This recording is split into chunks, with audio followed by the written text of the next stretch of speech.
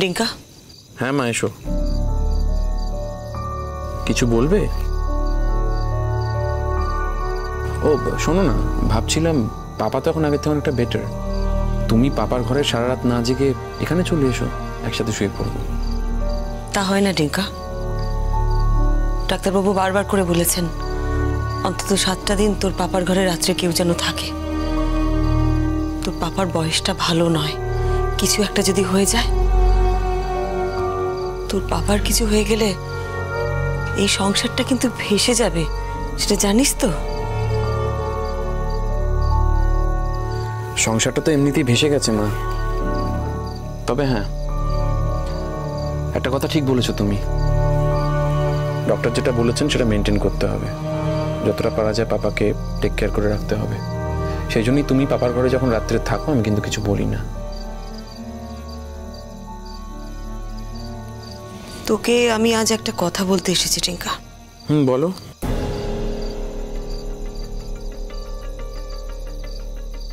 বুঝেছি, তুমি বলবে যে জুন আন্টির সাথে আমি মিসবিহেভ করেছি, আমার করা উচিত হয়নি, তাই তো? শুধু তাই নয়, ওটা তো আছেই, ওটা ছাড়াও আমি তোকে আরো একটা কথা বলতে চাই। কি কথা? ডিঙ্কা, তোর পাপা আজ কাঁদছিল। হোয়াট? হ্যাঁ,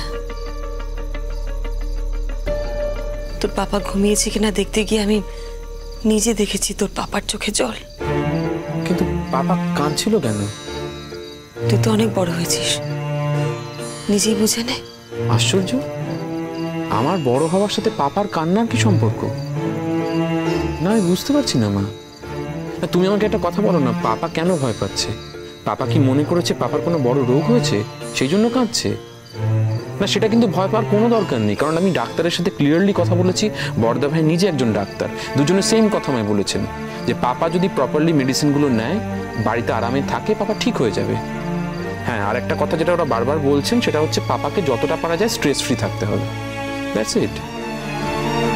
সেটা তো তোকেও বুঝতে হবে টিঙ্কা।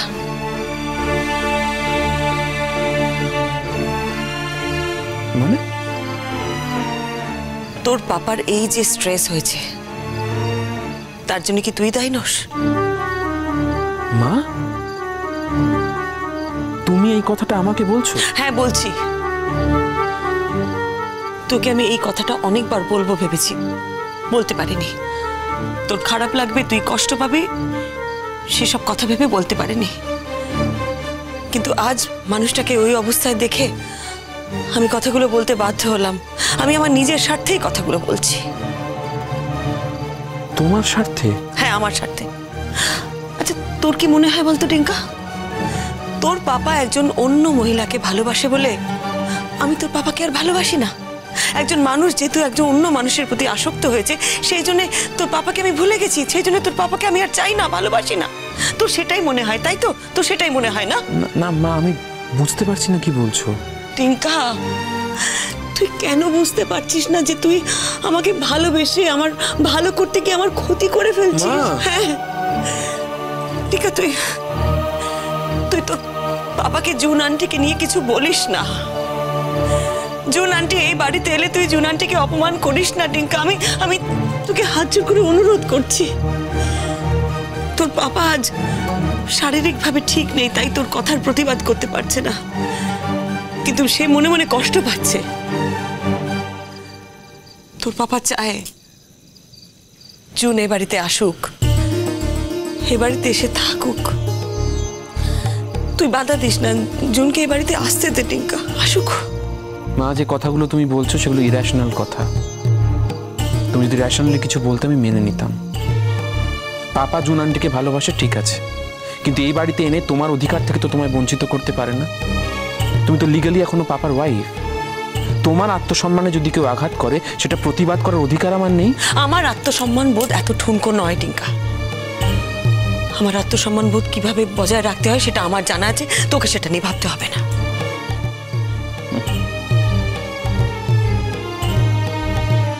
তুমি বলছো তোমার বিষয়ে আমি আর কোনো কথা না বলি, তাই তো? আমি কখন সেটা বললাম? আমি টিঙ্কা, কেন তুই আমার কথা বুঝতে পারছিস না? আমাকে নিয়ে ভাবতে হবে না, আমি সে কথা বলিনি। আমি শুধু বলছি যে তুই তোর পাপাকে নিয়ে, জুন আন্টিকে নিয়ে কোনো কথা বলবি না, ওদের কোনো ব্যাপারে তুই ইন্টারফেয়ার করবি না, বুঝেছিস? তাহলে কি করব? জুন আন্টি আমাদের বাড়িতে আসবে, এটা মাথা গুজে মেনে নেবো, তাই তো? দরকার হলে মেনে নিতে হবে টিঙ্কা। অনেক সময় বৃহত্তর স্বার্থে ক্ষুদ্র স্বার্থগুলোকে এড়িয়ে যেতে হয়। তুই কি করছিস বলতো? তুই ওই ক্ষুদ্র স্বার্থগুলোকে বড় করে দেখছিস। এটা ঠিক না টিঙ্কা, ঠিক না। আমার যখন কোনো সমস্যা হচ্ছে না, তোর কেন সমস্যা হচ্ছে টিঙ্কা? আমার ছুঁয়ে বলো তো, তোমার কোনো সমস্যা হয় না? না, আমার কোনো সমস্যা হয় না। আগে আমার সমস্যা হতো, কিন্তু এখন আমি নিজেকে অনেক নিয়ন্ত্রণ করে নিয়েছি। এখন তোর পাপার ভালো থাকাটা আমার কাছে অনেক বেশি জরুরি। এই ক্ষুদ্র লড়াইটা লড়তে গিয়ে যদি তোর পাপাকে হারিয়ে ফেলে, কি থাকবে হাতে টিঙ্কা? শূন্য। শূন্য ছাড়া আর কিচ্ছু থাকবে না। তুই সেটা বুঝতে পারছিস না? বুঝেছি। তার মানে জুন আন্টি শুধু এই বাড়িতে আসা নয়, জুন আন্টিকেও মেনে নিতে হবে, তাই তো? অহংকারে লাগছে তোর, ইগোতে লাগছে।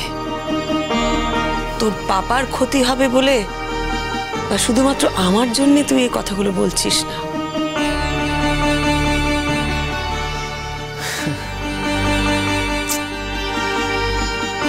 তোমায় ব্যাখ্যা দিতে চাই না মা। আমার এক্স্যাক্টলি কোথায় লাগছে সেটা তুমি এই মুহূর্তে দাঁড়িয়ে বুঝতে পারবে না। তবে হ্যাঁ, একটা কথা তুমি ঠিক বলেছ। তুমি একজন ইন্ডিভিজুয়াল, তোমার ব্যক্তি স্বাধীনতা আছে। তাই তুমি যদি না চাও তোমার বিষয়ে আমি ইন্টারফেয়ার করতে পারি না, আমি করব না। করিস না টিঙ্কা, আমার কথা শোন। তুই এই ব্যাপারটাতে ইন্টারফেয়ার করিস না, আমি তোকে অনুরোধ করছি। তুই ওই অঙ্কিতার সামনে জুনকে যেভাবে অপমান করেছিস আর করিস না। তোর পাপা এটা ভালোভাবে নেয়নি, তুই কেন বুঝতে পারছিস না?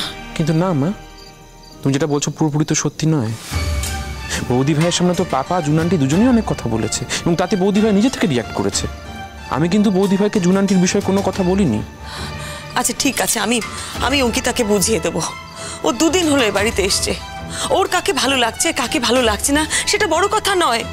ওর যদি কাউকে ভালো না লাগে, ও কথা বলবে না, মিশবে না, তার সাথে কি দরকার আছে? কিন্তু তুই এই ব্যাপারে কোনো কথা বলবি না, তুই আমাকে কথা দে। আর তাছাড়া তোর পাপার সাথে জুনের যে বন্ধুত্বটা ওটা আছে, বন্ধুত্ব নয় মা। আমি এটাকে বন্ধুত্বই মনে করি। হ্যাঁ, তুমি বলতে চাও, তার কারণ তুমি অন্য কোনো খারাপ শব্দ ব্যবহার করতে চাও না, সেই জন্য। আমার কাছে ওটা জাস্ট বন্ধুত্ব নয়। হ্যাঁ আচ্ছা ঠিক আছে, ঠিক আছে, তুই যা বলছিস সেটাই ঠিক। তবে একটা কথা কি জানিস তো, অঙ্কিতা বলুক বা তুই বল, যে যাই বলুক না কেন, তোর পাপার সঙ্গে জুন আন্টির যে সম্পর্কটা আছে না, সেটা কিন্তু তোর পাপা বজায় রাখবে। একটা কথা বলতো ডিঙ্কা, তোর জীবনে যে সম্পর্কগুলো আছে, তোর পাপা বললে কি তুই সেই সম্পর্কগুলো ছেড়ে দিবি? হ্যাঁ, তাহলে তোর পাপা তোদের কথায় কেন ছাড়বে এই সম্পর্কটা, বল আমাকে। বুঝেছি, অত এক্সপ্লেন করার কিছু নেই। আমি তো বললাম তোমাকে, আমি তোমার পার্সোনাল বিষয়ে ইন্টারফেয়ার করব না। ঠিক আছে। আসলে মজার ব্যাপারটা কি জানো, তুমি চাও না যে আমার আর পাপার মধ্যে কোনো বিরোধিতা হোক। পাপা যা করবে সেটা আমি মেনে নিতে হবে। তাহলে তুমি খুশি, তাই তো? ঠিক আছে।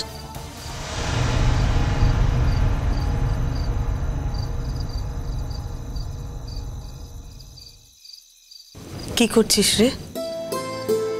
নতুন গান লিখছিস? ছাড়ো না, অবান্তর কথা বলার তো কোনো দরকার নেই। টিঙ্কা, এটা অবান্তর কথা? এটাই তো আসল কথা। শোনো মা, অনেক আসল কথা তোমার সাথে আমার ছিল, এটা ছাড়া। খুব ভালো করে জানো তুমি, গানটা আমার কাছে আসল কথা নয়।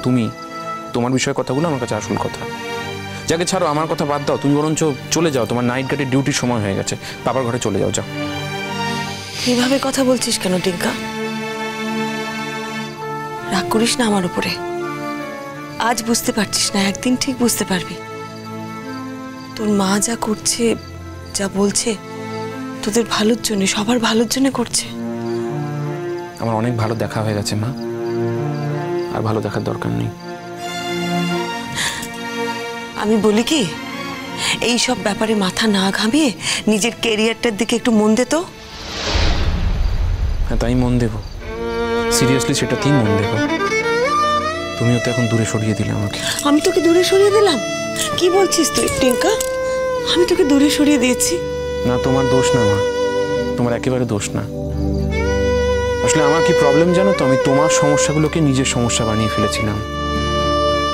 আর সবসময় মনে হতো জানো, আমার মাকে যদি কেউ আঘাত করে তাকে আঘাতে আঘাতে শেষ করে দেবো।